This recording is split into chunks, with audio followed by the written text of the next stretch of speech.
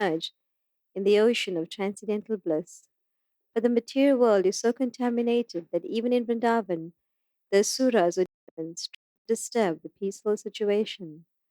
Once a demon named Aristasura entered the village in the form of a great bull with a gigantic body and huge horns, digging up the earth with his hooves. When the demon entered Vrindavan, the whole land appeared to tremble as if there were an earthquake. He roared fiercely, and after digging up the earth on the riverside, he entered the village proper. The fearful roaring of the bull was so piercing that some of the pregnant cows and women had miscarriages. Its body was so big, stout, and strong that a cloud hovered over its body, just as clouds hover over mountains. Aristasura entered Vrindavan with such a fearful appearance that just on seeing this great demon, all the men and women were afflicted with great fear, and the cows and other animals fled the village. The situation became very terrible, and all the inhabitants of Vrindavan began to cry, Krishna, Krishna, please save us. Krishna saw that the cows were running away, and he immediately replied, Don't be afraid, don't be afraid. He then appeared before Sura and said, You lowest of living entities, why are you frightening the inhabitants of Gokula? What will you gain by this action? If you have come to challenge my authority, then I am prepared to fight you. In this way, Krishna challenged the demon, and the demon became very angry by the words of Krishna. Krishna stood before the bull, resting his hand on the shoulder of a friend. The bull proceeded toward Krishna in anger, digging the earth with his hooves. Aristasura lifted his tail, and it appeared that clouds were hovering about the tail. His eyes were reddish and moving in anger. Pointing his horns at Krishna, he charged him like the thunderbolt of Indra. But Krishna immediately caught his horns and tossed him away, just as a gigantic elephant repels a small inimical elephant. Although the demon was perspiring and appeared very tired, he took courage and got up. Again he charged Krishna with great force and anger. While rushing toward Krishna, he breathed very heavily. Krishna again caught his horns and immediately threw him to the ground, breaking his horns. Krishna then began to kick his body, just as one squeezes a wet cloth on the ground. Being thus kicked by Krishna, Aristasura rolled over and began to move his legs violently.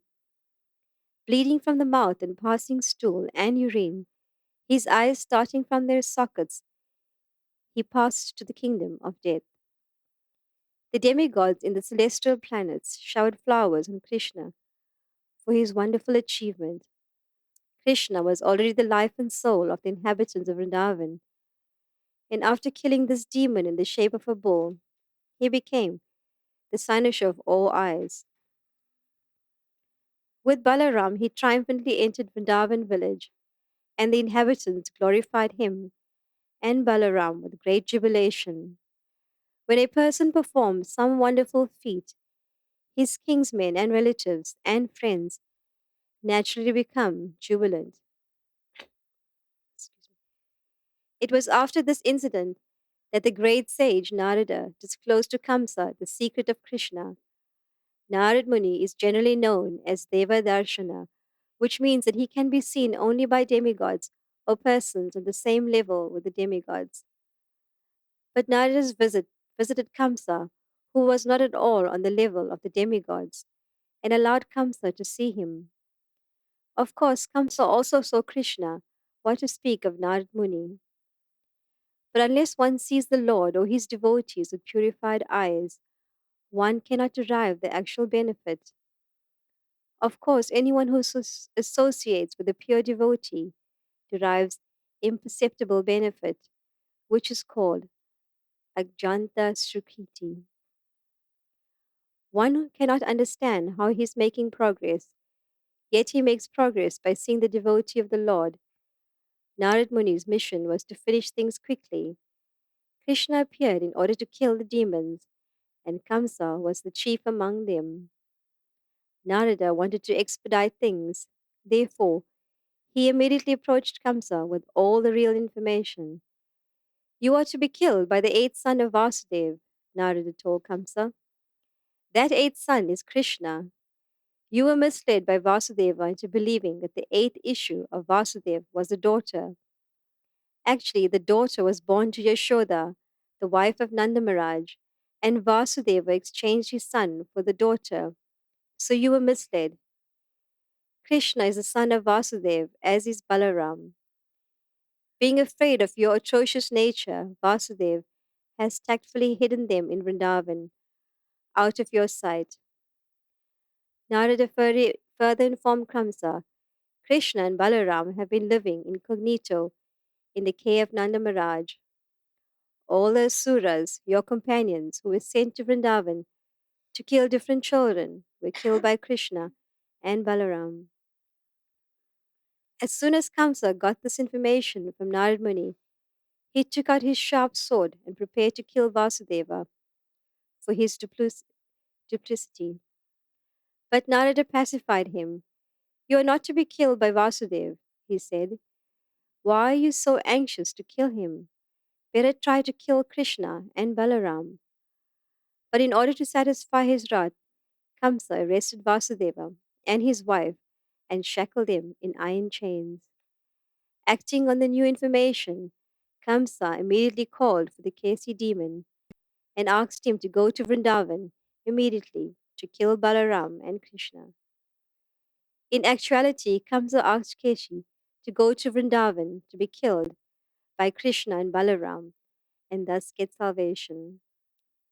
Then Kamsa called for his expert elephant trainers as well as for the wrestlers Chanura, Mustika, Shala, Toshala, etc.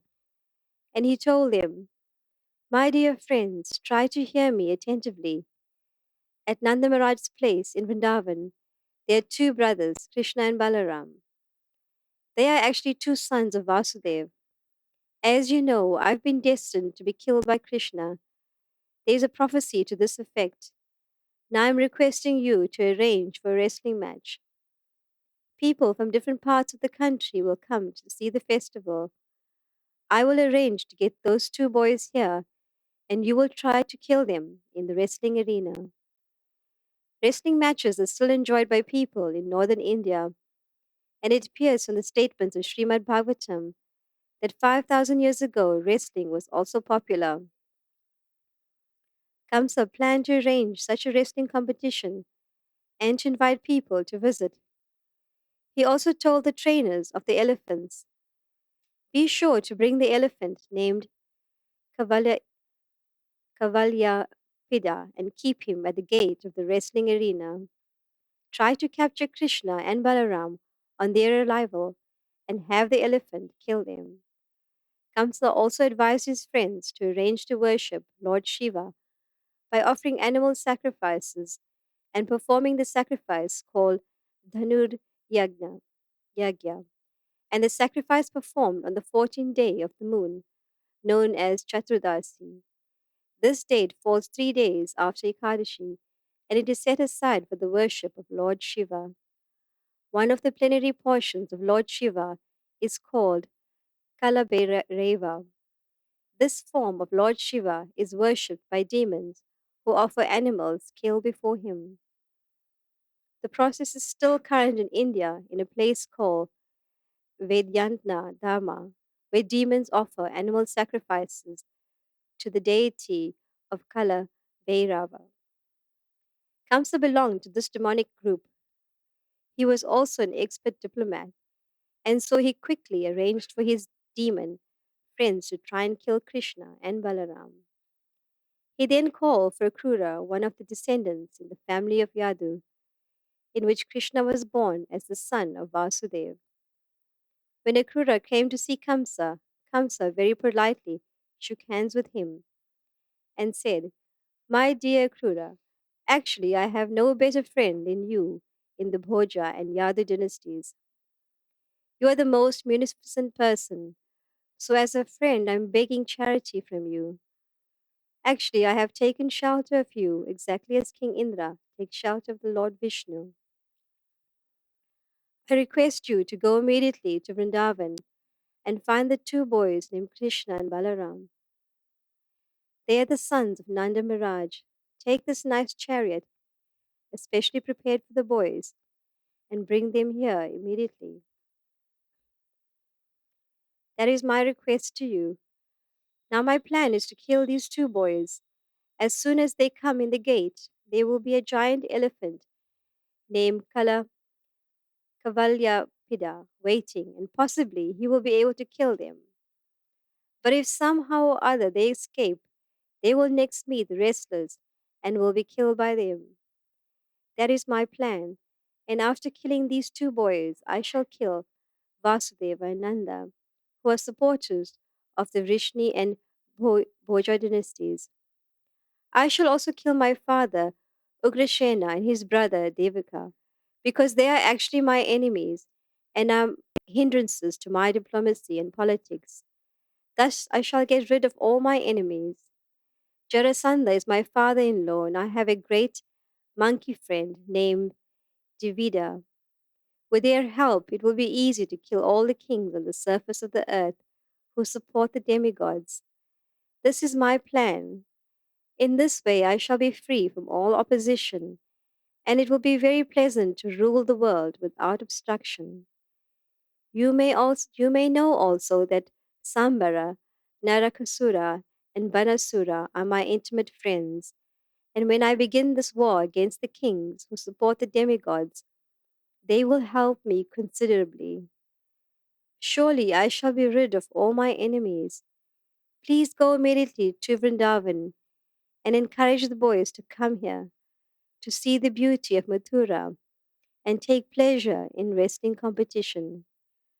After hearing this plan of Kamsa's, Akrura replied, My dear king, your plan is very excellently made to counteract the hindrances to your diplomatic activities.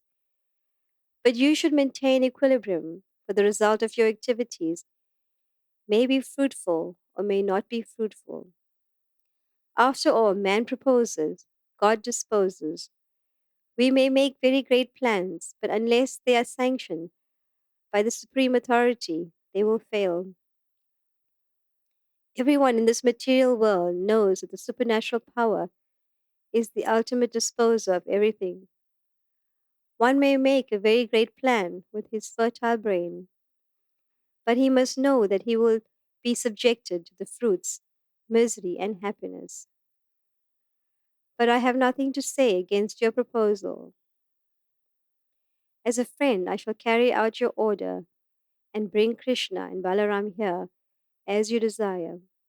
After instructing his friends in various ways, Kamsa retired and Akrura went back to his home. Thus ends the Bhaktivedanta purport of the 36th chapter of Krishna. Kamsa sends Akrura for Krishna. Hare Krishna. Thank you very much, Hare Krishna.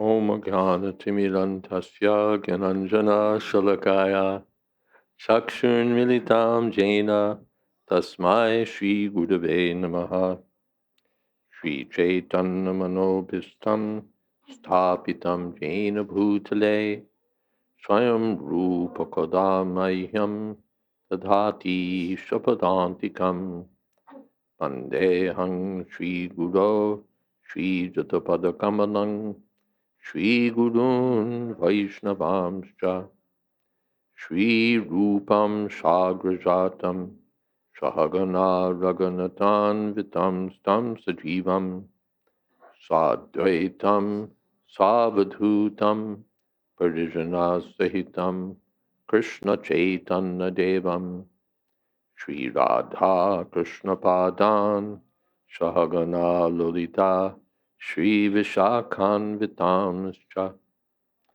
He Krishna Karuna Sindho Dinabandho Jagatpate Gopesha Gopika Kanta Radha Kanta Namostute Tapta Kamshana Gaurangi Radhe Vrindavaneshwari Vrishabhanu Sute Devi Pranamami Hori Priye Vanchakolpatarubhyascha Kripa Sindhobhyeva cha Patitanam Pavanebhyo Vaishnavebhyo Namo Namaha Shri Krishna Chaitanya Prabhu Nityananda Shri Advaita Gadadhar Shri Vasadi Gaur Bhakta Vrinda Hare Krishna Hare Krishna Krishna Krishna Hare Hare Hare Rama Hare Rama Rama Rama Hare Hare. So here the Kamsa first sends Aristasura, or next after so many, he sends Aristasura, the giant bull, or the demon who takes the form of a giant bull, and Krishna dispatches him. The uh, challenged him, why are you disturbing the inhabitants of Vrindavan? And as they say, took the bull by the horns and uh, threw him to the ground, kicked him, and killed him. Then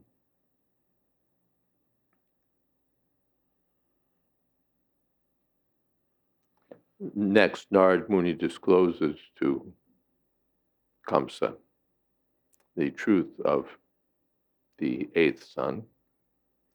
This is Narad Muni's business. He instigates and, what's the word, accelerates Krishna's pastimes. Not instigates Krishna's pastimes, instigates trouble to accelerate Krishna's pastimes or to enhance or assist in Krishna's pastimes. So he fills Kamsa in that Vasudeva has cheated you, and actually the eighth son is Krishna. And Krishna has killed all those demons that you sent. So Kamsa responds by jailing Vasudeva and Devaki again. Nard persuades Kamsa not to kill Vasudeva. Calm down. No need to do that now. So Kamsa imprisons Vasudeva and Devaki and then starts making plans to kill Krishna. He calls for the Keshi demon, another attempt to send a demon to kill Krishna. And then he arranges for this wrestling match. The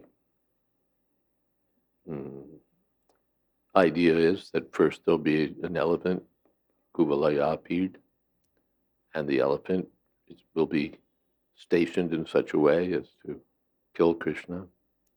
And if that fails, then there'll be these powerful wrestlers who will certainly kill Krishna and Balaram.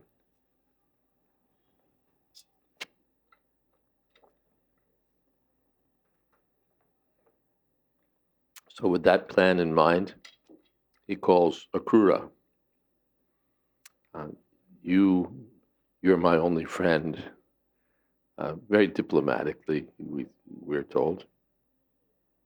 So you please take this chariot. We've prepared a new chariot. So bring Krishna and Balaram here, and this is my plan. So please do this. And Akrura fittingly advises Kamsa, I'll do it. You should know that there's no guarantee that your plan will succeed. finally there's a supernatural power behind everything. We make our plans. Sometimes they work, sometimes they don't. But I'll certainly carry out your order. And then,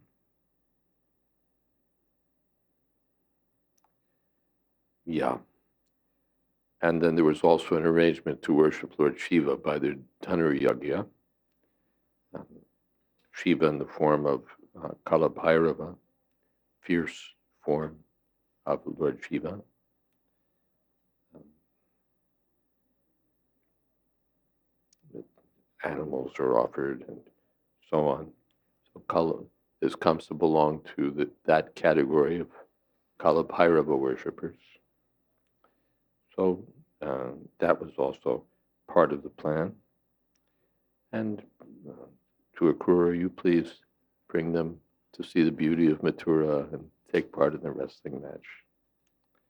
And Akrura agrees, and the chapter ends. Any comments or questions?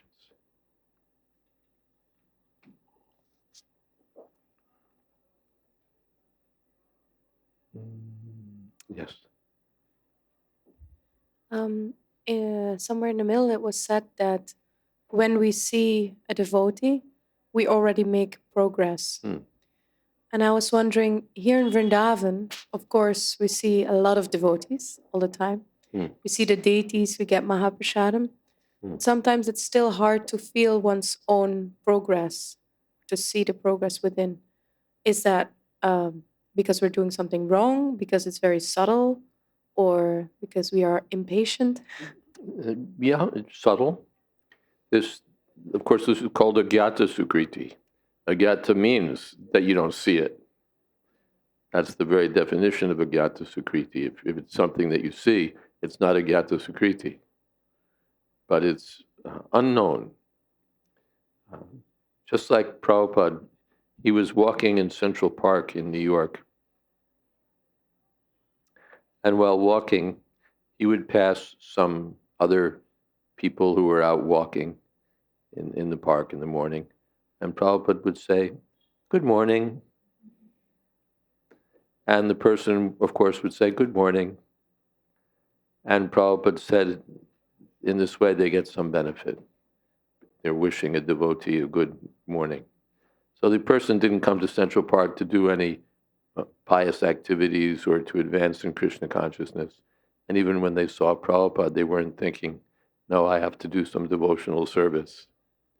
But just by seeing Srila Prabhupada, they made some benefit. And then on top of that, they wished him a good morning. So that's their, and they, I'm sure when they went home, they didn't think, now I've made so much progress, I feel my heart filling with some unknown bliss or something. Maybe they remembered Prabhupada, which would have been further credit. I met this interest, I passed by this nice man. So in that way, not intentionally, but without really knowing it, they do some devotional service. That's Agyata Sukriti, unknown to them. So that's one, of course, then there's deliberate devotional service. I want to offer something to Krishna. I want to chant Krishna's name. I want to serve a devotee. That's deliberate. Or, yeah, that's deliberate. But it may also be unknown devotional service.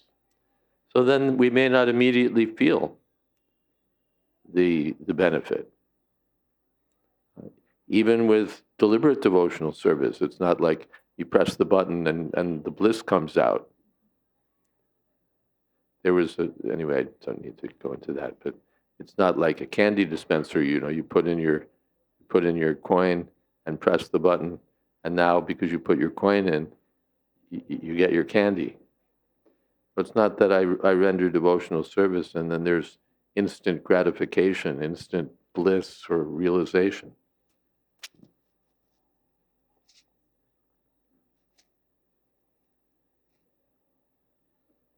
things may mature in their own time. Therefore, Rupa Goswami, patience. Not that everything happens immediately. Let me stick to the process.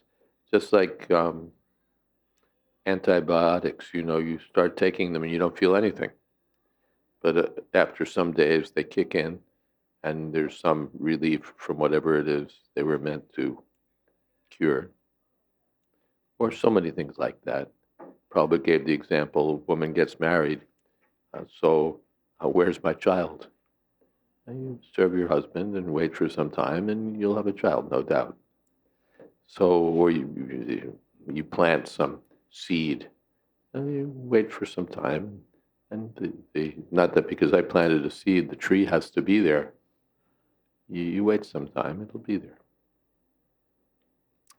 So, Sukriti here in Vrindavan, so many opportunities are there for purposeful devotional service. I'll clean the temple room floor. I'll clean the vessels. I'll chant Hare Krishna. I'll listen to the kirtan. I'll see the deities. I'll read a book or sell a book.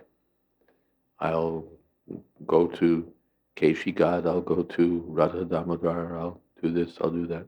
So many opportunities are there for devotional service in Vrindavan, and one may knowingly undertake such spiritual activities.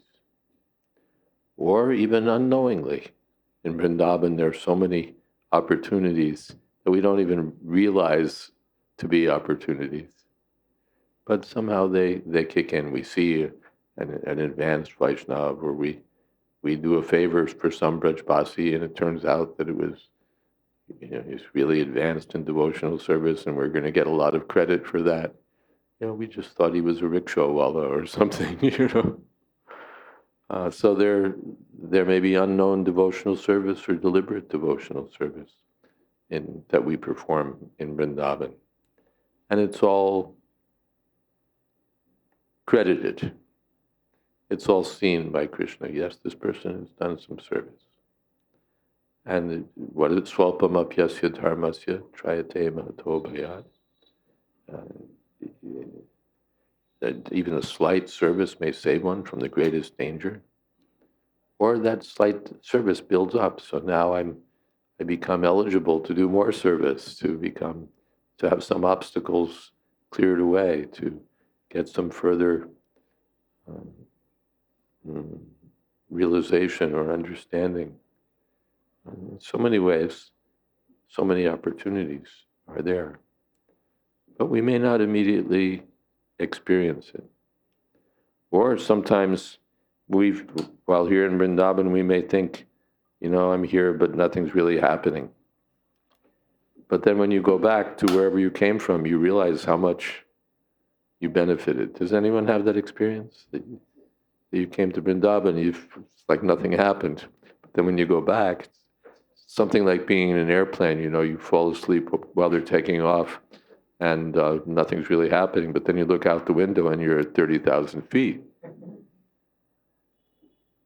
So Vrindavan is such a powerful place. It's as good as Krishna, Tadthama Vrindavan. So all of these opportunities were auspicious opportunities are there for us. Is that okay? If we have too much patience, sometimes that can keep us in the comfort zone. We use it as an excuse not to go further. That's also there. Therefore, Rupa Goswami says, utsaha.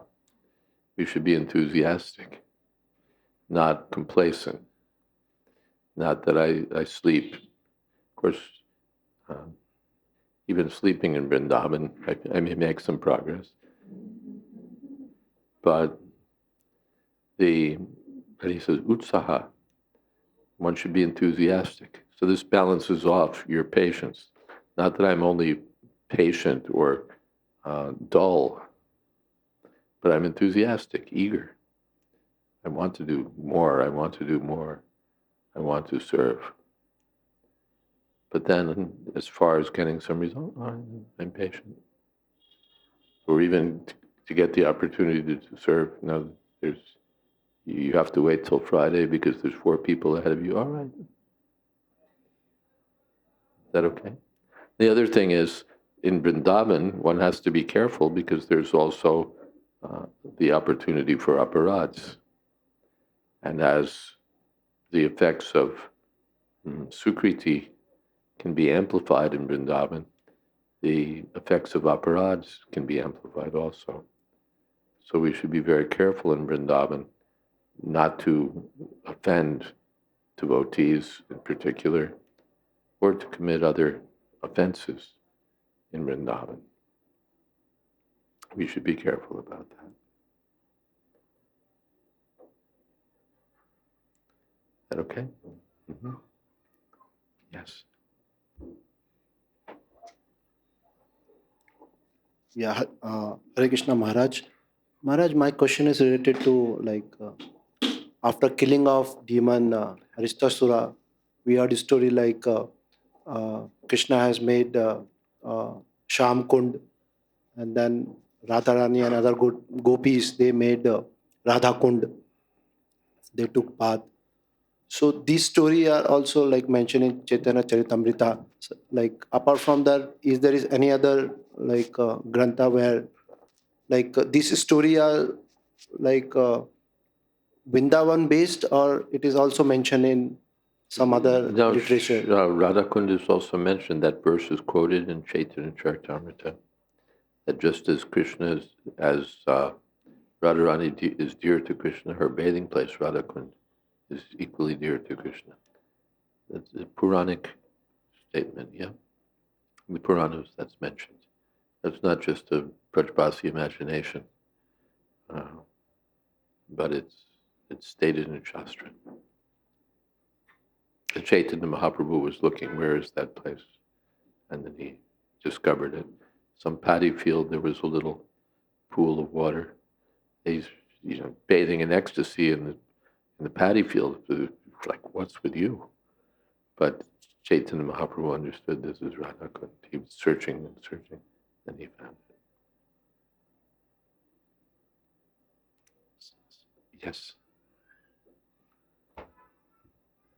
Thank you. Hare Krishna Maharaj. Hare Krishna. Yeah, a little continuation about this Jayadvaita Sukriti when it came to Srila Prabhupada, because he was a special personality and he could make that thing happen just by saying good morning. So, but when it comes to us, during the years, you hear preaching, helping the conditioned souls. Some devotees, they say, we don't preach, we share, whatever the term it is. But we know that preaching, prachar means like superior behavior, and sometimes, or most of the time, we lack so much in behavior. And I just came a couple of days, and it's like, okay, so much preaching during like around Krishna Balarama there. It's like devotees are even selling books to other devotees. It's like so.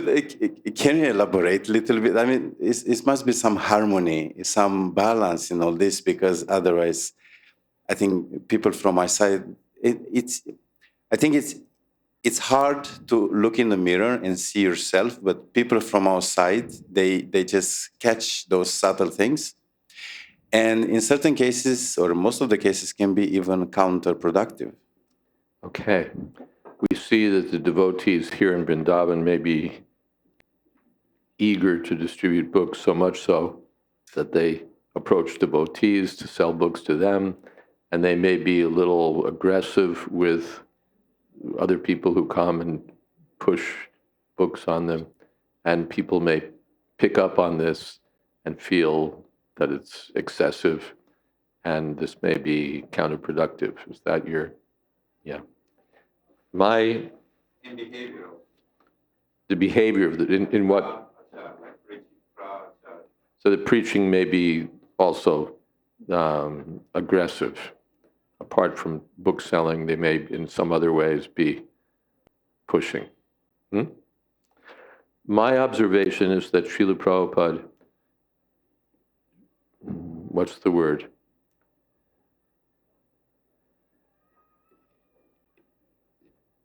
of course, there's balance. But that he came down on the side of too much preaching rather than too little. I can give you an example, especially with book distribution, that people may be a little disturbed by this or that, or you may do this or that, but Prabhupada really backed the book distribution. Subtly, someone may feel this or that, but if he gets a book, Prabhupada consider that like magic, like, a major accomplishment or a major benefit for the person. He took a book. So Prabhupada, I saw consistently came down on the side of, all right, somehow or other he took a book. There were some exceptions, when Prabhupada saw that there were dishonest, what's the word? Blatantly dishonest things going on. That Prabhupada disapproved of. But just being pushy, no. Because anything, like a salesman, pushy salesmen sell. You get a salesman who's timid and he, sort of waits till someone comes up to him and asks him a question about his product. He's not going to sell that much. But if he's a little aggressive, then, some people may feel, no, I really don't want it. Okay. But he's going to make some sales because he's pushing. That's the nature of these things. I can give you an example in terms of behavior. I was at an airport with Srila Prabhupada. Srila Prabhupada was departing. This is America. And Prabhupada was sitting in the lounge, waiting for the announcement and so on. And the devotees were gathered, of course, and there were other passengers also.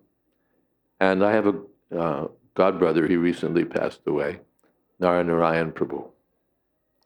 Narayan Prabhu was, what should we say? He was a special person. He was a bit of a character, and he was loud and strong. He was an artist and very capable. And Prabhupada gave him the name Vishwakarma because he could build things, do things. He was a very capable person in many ways.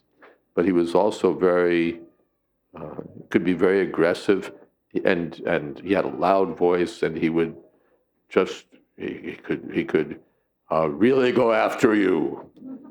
Prabhu, what are you doing? Be loud. So Narayan was in the airport with the other devotees, and there was some businessman who was sitting there, and Narayan began preaching to him, not sharing, preaching. He began preaching to him, and it was like, loud and what's the word? Extensive. People are wasting their time on sense gratification, but they don't know that the ultimate goal of life is to serve the Supreme Personality of Godhead. And, really, I'm making that up, obviously, but really pushing it. And the businessman, as I recall, sort of politely indicated that that's not why he was there in the airport, and that it would be good of Narayan to leave him alone. And Narayan wasn't the person to take subtle hints. So he's going on, and I'm squirming. I'm thinking, oh my God, like, does this man have no tact whatsoever? And, who am I to say anything but, oh. So I'm watching it. He's, and people are wasting their life like fools, ha ha ha. And he's really, he's loud. He's like the whole airport the whole lounge is getting an earful. And I'm just like, oh. And then I looked over at Srila Prabhupada, and Prabhupada was smiling broadly.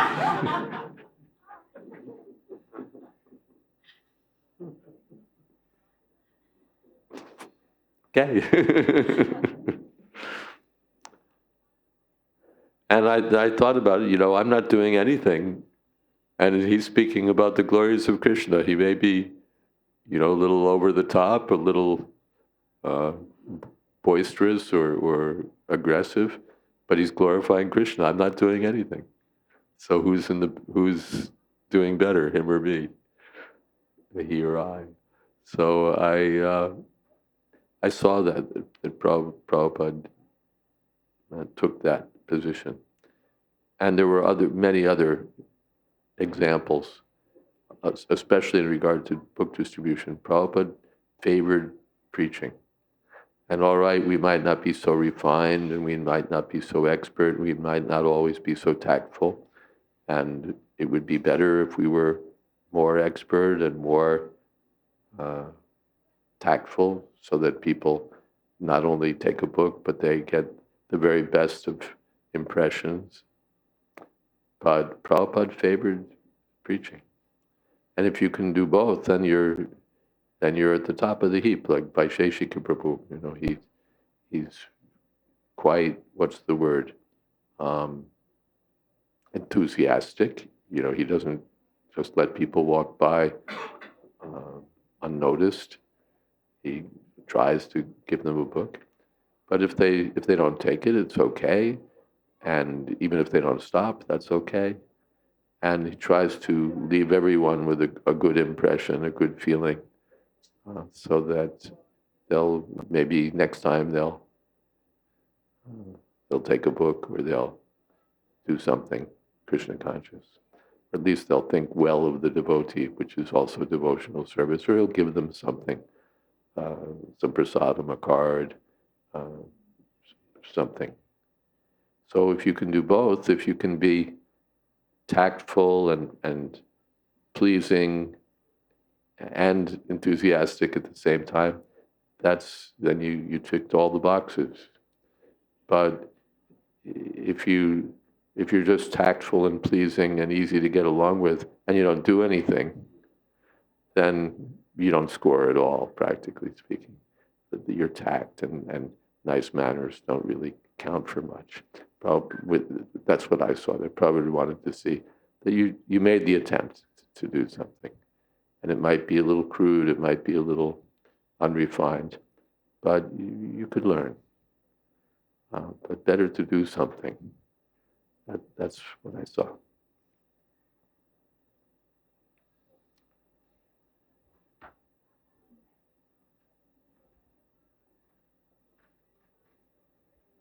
It's a comment, Maharaj. I once had Bhakti Swami Maharaj quoting the line by Bhaktisiddhanta Saraswati, that if one chants, if their mind is not there, the absorption. If one chants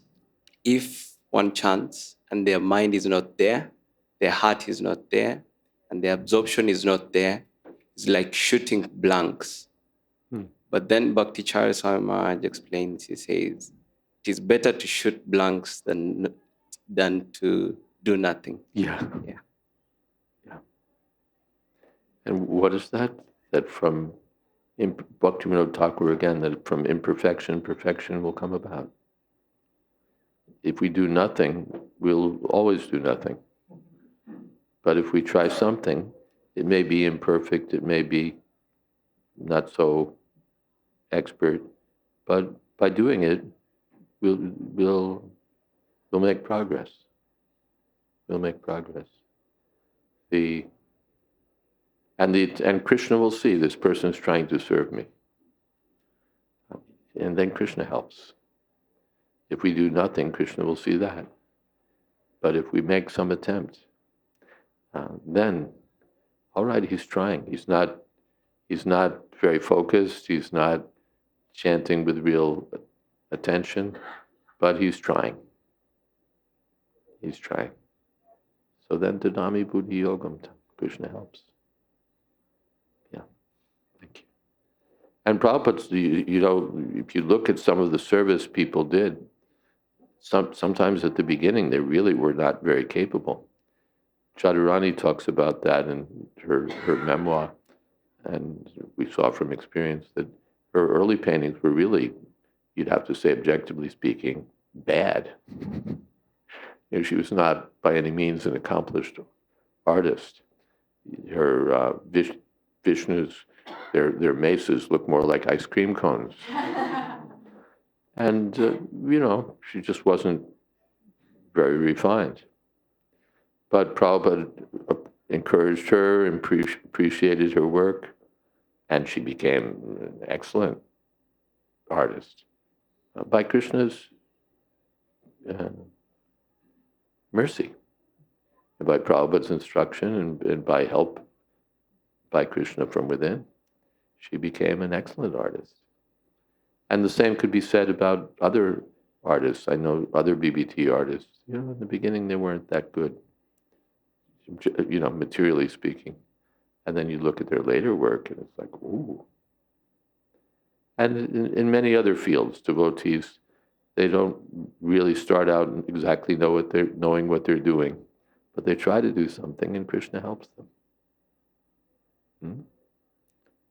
So we should pick up that idea. Let me try to do something. And if Krishna helps, then everything becomes possible. Let me do something. It may be not so expert, not so good, not so big, but let me do something. Let me try to do some service. And then people see, oh, this man likes to serve. He's not very expert, but he's sincere. And that sincerity counts for more than the expertise. Sometimes. On the spiritual platform, it counts for more.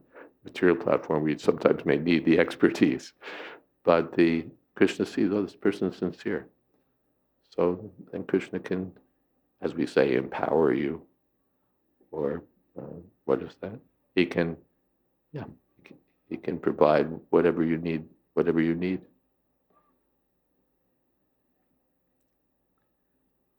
Mukham karoti vachalam pangor lankayate gini. Yet tamahang bande Sri Gurun Dinatar. By the mercy of the Guru, if we make an attempt, even though we may be totally unfit, Krishna can help us. And the spiritual master's mercy helps us. I have to leave at 6:30 sharp, and I've already gone over time. Let us have kirtan. Not 6:30 exactly sharp, but I have to leave promptly. Who's leading kirtan today?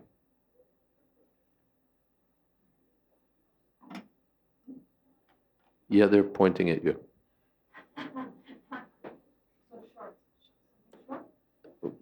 Yeah,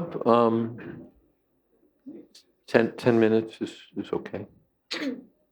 Or you can go on and on. I mean, I don't mind if you go till 7 o'clock, but I have to leave at say 25 of. I should be gone.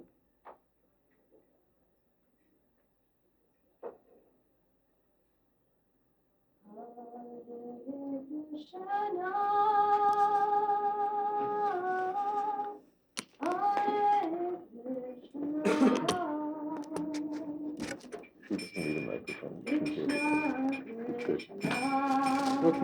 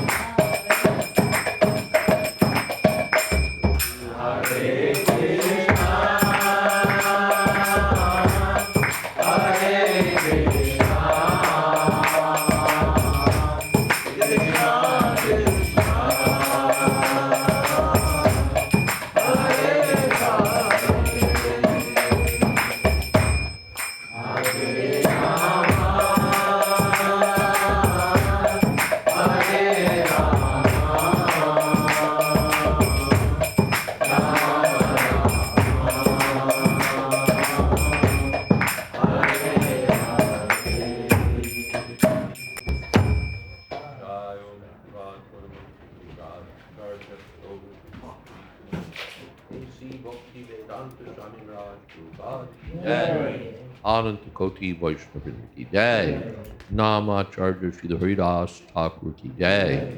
Prem se kaho Shri Krishna Chaitanya Prabhu Nityananda Shri Advaita Gadadhar Shiva Sadi Gaur Bhakta Vrinda ki jai. Sri Sri Radha Krishna Gopinath Sham Kund Radha Kund Giri Govardhan ki jai. Vrindavan Dham ki jai. Navdeep Dham ki jai. Jagannath Puri ki jai. Gangamai ki jai. Jamanamai ki jai. Tulsi Devi ki jai. Bhakti Devi ki jai. Samaveta Bhakta Vrinda ki jai. All glories to the assembled devotees. All glories to the assembled devotees. All glories to the assembled devotees. Gaur Premanande.